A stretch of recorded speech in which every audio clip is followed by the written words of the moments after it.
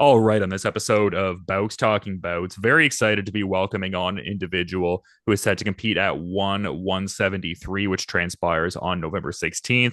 We've got a very compelling bantamweight Muay Thai clash set to go down when Suakim and Jake Peacock throw down, and great having Jake on Bowks Talking Bouts for the very first time. How are you doing, man?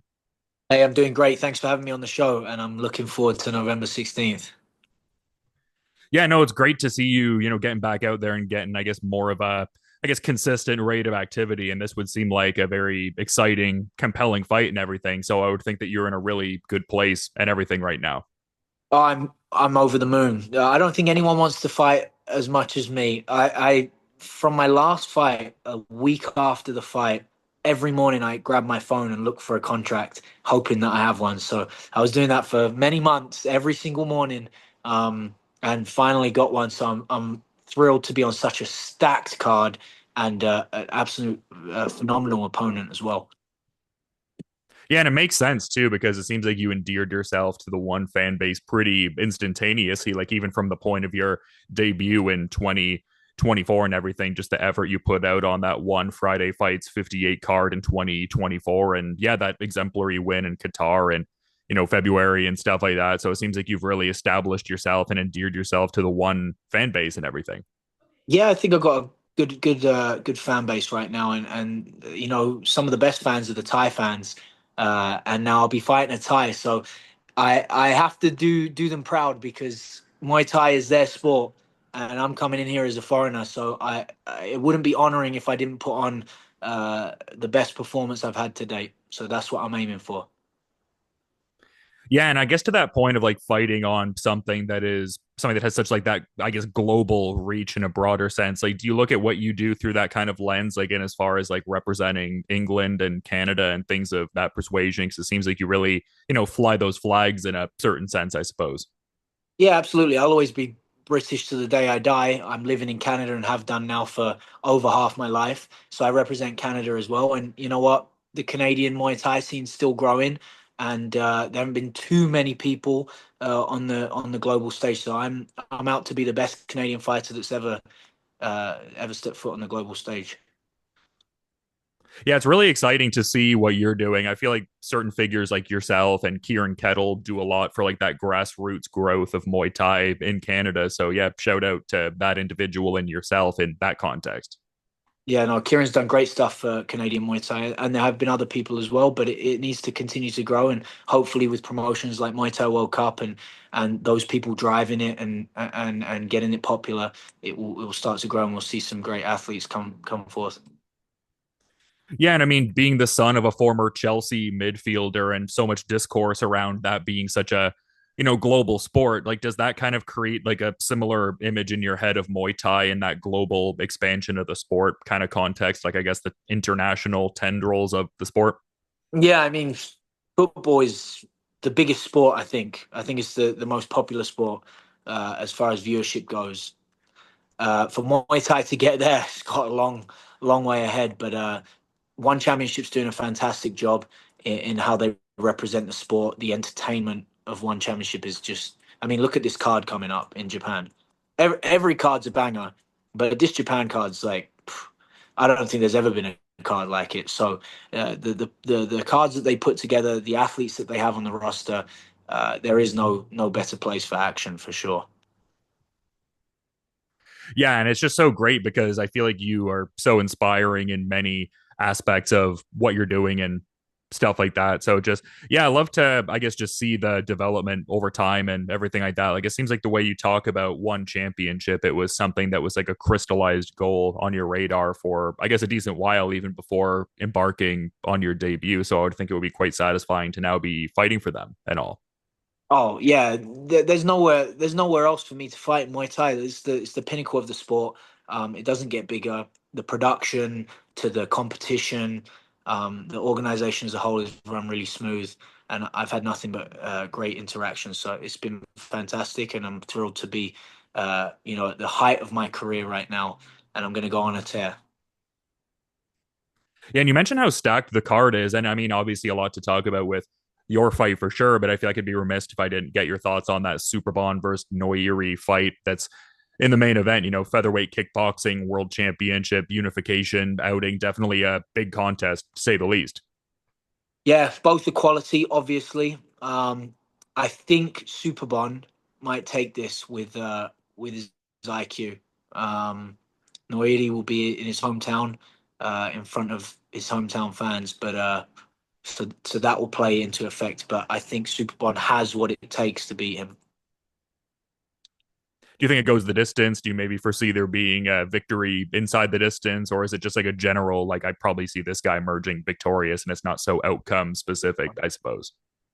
Uh, I think it might go to decision for Superbon. Yeah, Yeah, just and such a great. if it doesn't go decision, I think Noiri takes it. No, it's So just such either a. Noiri by not sorry, Noiri by stoppage or Superbon by decision. Yeah, no, my apologies, man. Bit of a just delay on my end. Didn't mean to interrupt you, certainly. But yeah, I mean, Yeah. a great fight that you have coming up here. And like you were saying before, a very, pedigreed opponent, to say the least, former three division Lumpini Stadium Muay Thai champion, over 200 fights prior and everything like that. I guess just, discussing Suakim, like what are your thoughts on their, I guess, skill set and general resume heading into this big fight? Yeah, he's from a great team and he's done some great things in the sport. He is my most experienced opponent to date. He's as tough as nails. He's very well rounded. I know he's going to come forward. We'll see what he has to bring. I'm going to be bringing everything. I said in another interview, I'm going to be bringing absolutely everything but a hairline. His hairline, his hairline is phenomenal. If there's one thing I could take from him, it'd be his hairline as well as that win.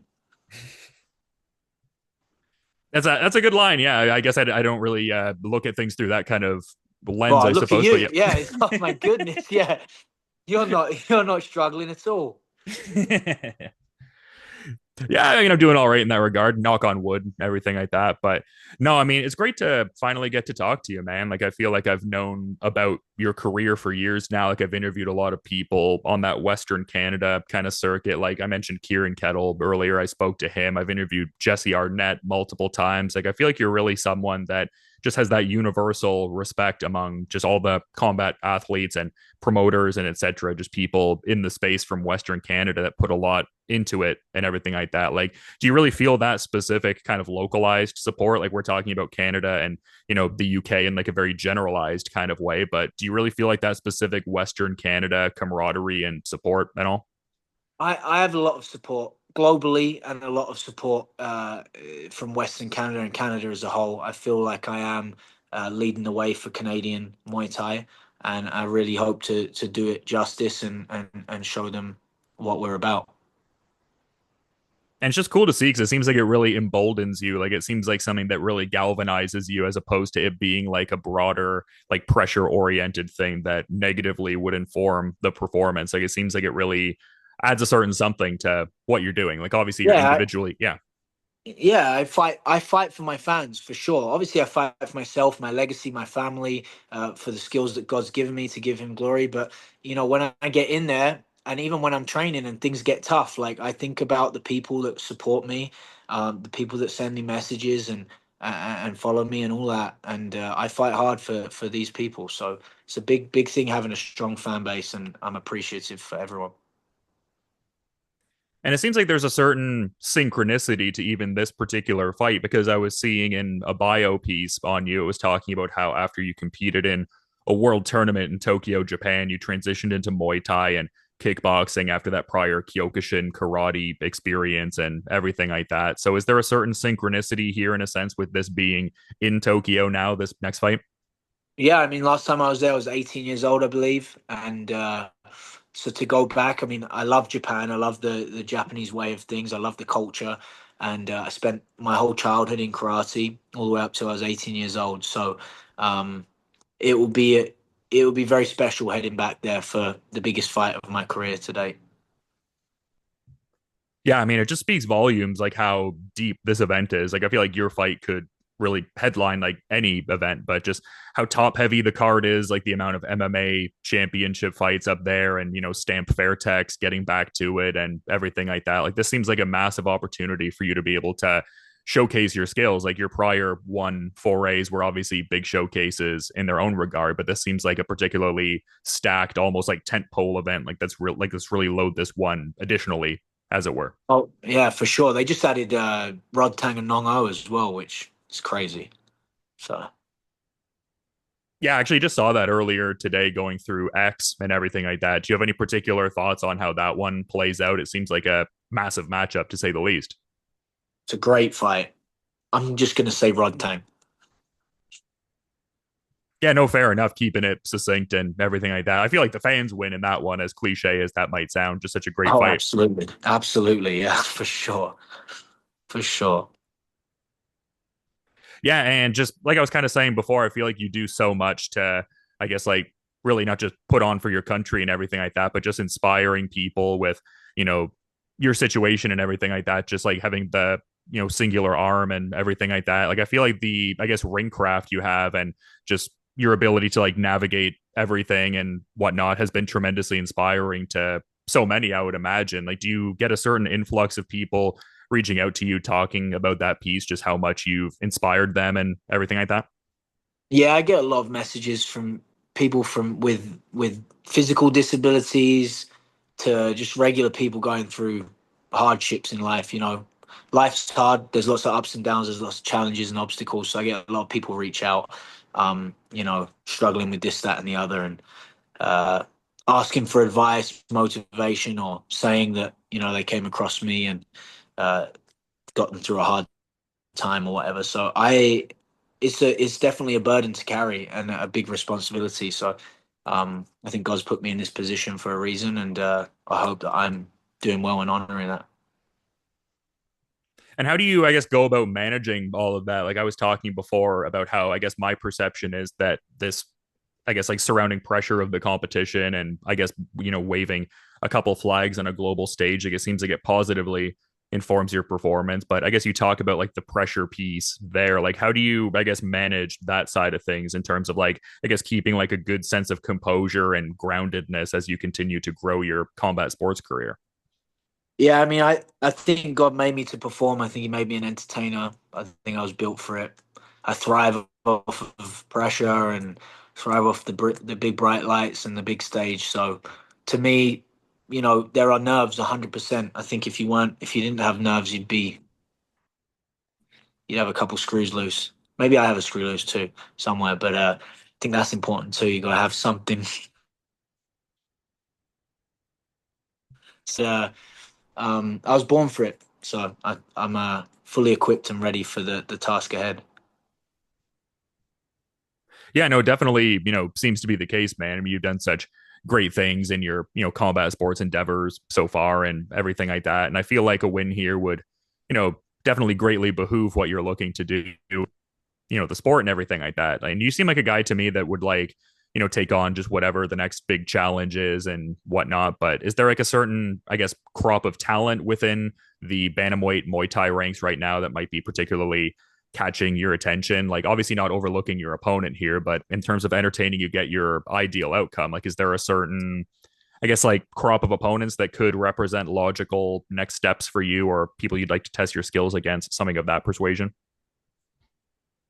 Yeah, I mean, I want to continue to fight the best. I want to keep improving, fighting the best, and whoever that may be, whoever's in the top five after things happen here.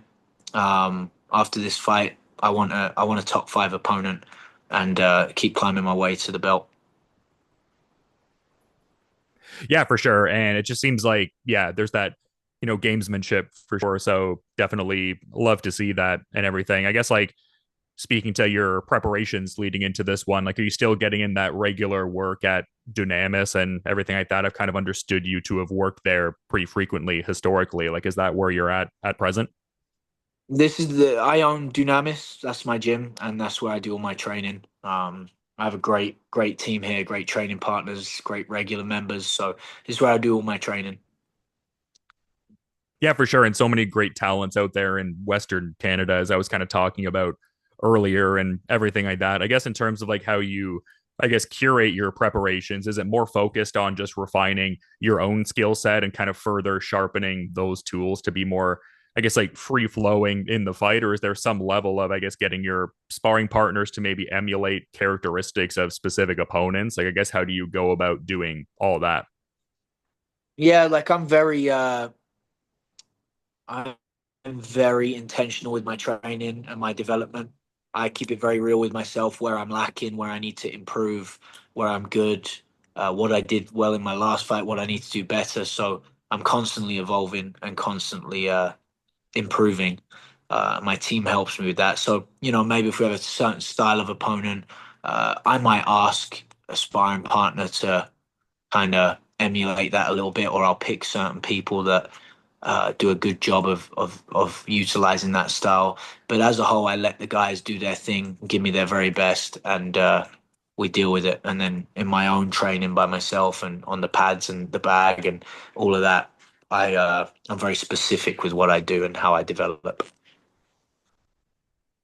Seeing your wife also has a strong level of involvement in the gym. Like I would think that having a partner that's so invested in such a unique career path would, pay dividends. Like I feel like I hear fighters who talk about that kind of piece, like as far as like having a partner that's pretty ardently involved and locked into the whole process, just how much of a world of difference something like that even makes. Oh yeah, she's fantastic. Like she holds it down. She keeps it real with me too. Some of the best advice I've had in my career has been from her. And I often, before I walk out, I think about things she said that I need to do or, need to work on before I make the walk to that ring or cage. And so she's been pivotal for sure. And yeah, she's a powerhouse for sure, holding it down. It seems like there's a lot of holding it down going over there, but just such an exciting fight. I mean, I have seen a lot of like articles discussing this fight and just talking about the X's and O's with both of you guys and just how both of you have that impressive knockout power and just how this is like a high octane kind of fight that can really shape the division's hierarchy. So just super excited to, see this particular fight and everything like that. I feel like it's a great one for the Muay Thai fans, no doubt. Going to be a great one for the Muay Thai fans. It's going to be a banger. And expect it to be a high paced, non-stop banger until someone gets dropped. And do you have a particular, I guess this is also speaking to something that I've gleaned from some fighters I've talked to over the years. And as far as like some practice that visualization piece pretty heavily, some don't necessarily do that. I guess maybe presuming you might be a person who gets right into the visualization kind of piece. Do you have like a reoccurring visualization as far as how this fight will play out coming up? I'm big on mentality and that. One day I'll do a whole little course on it on the website. I mean everything from my hand being raised at the end of every sparring session, every round on the pads, I raise my hands. When I'm exhausted, I raise my hands. I'll be in the ring alone and I'll hop on the turnbuckle on the ropes, put my arms in the air and visualize. There's a lot of visualization that goes into it. I'm big on that, and I make it happen.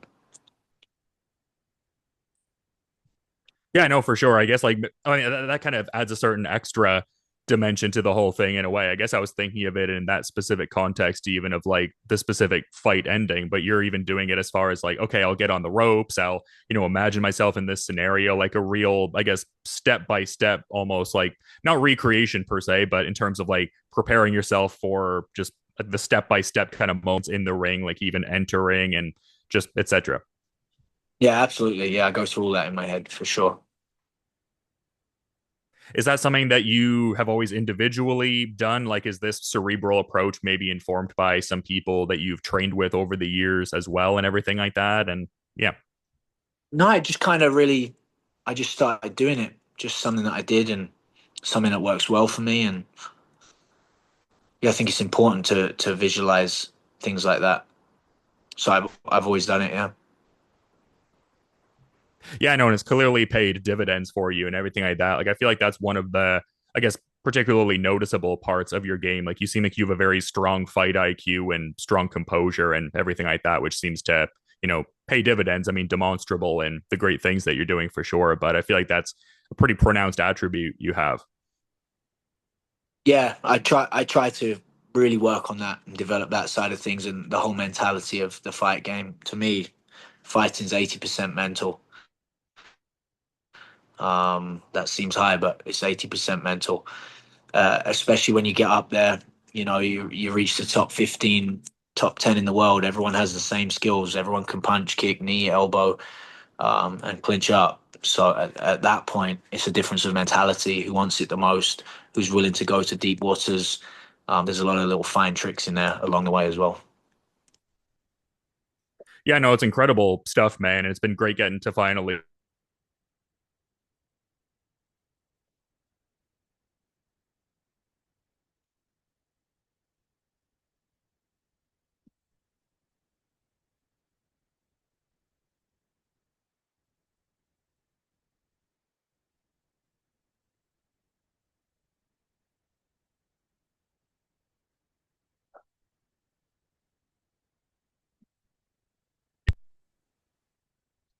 Hey, can you hear me?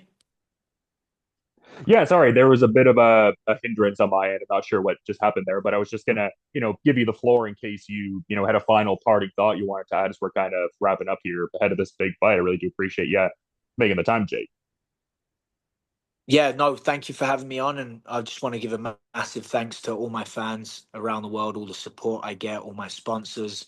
I have a really special team around me, uh, in house in my gym, the people that are involved, but also the people behind the scenes that are sponsoring and my wife and my family and I'm very grateful. I'm full of gratitude, and to even be on the this platform and being able to showcase my skills and make a living from it is very very special. So I hope people are inspired by my story, and shout out to everyone that's been there from day one and everyone riding the Peacock's wings. And on top of that, we've got Fighting Prime. FightingPrime.com is coming soon. That is my online tutorial and interactive community service. We'll be doing some really cool stuff on it. There'll be an announcement coming soon, so stay tuned for that. Anybody that's watching. Well, that's awesome, man. I mean, plenty of exciting news going on in Jake Peacock's life, it seems like. So, again, to reiterate, super appreciate you coming on at this great time in your life and career. And yeah, super stoked to see you get out there and fight later on in the year, man. But until then, you have a good rest of your day. And thank you for coming on Bowks Talking Bouts and giving great insights today, Jake. No, I appreciate you. Thanks for all the great questions, and we'll definitely chat soon. Yeah, absolutely. Hopefully, the first of many appearances for sure, man. Sounds good, brother. All the best to you. Yeah? All the best to you, man. Yeah, and again, like I said, stoked to check out this fight in Japan later on in the year, stacked card and everything. And yeah, looking forward to peeping that. But until then, have a good rest of your day. And thanks so much, man. Nice one, mate. Take care.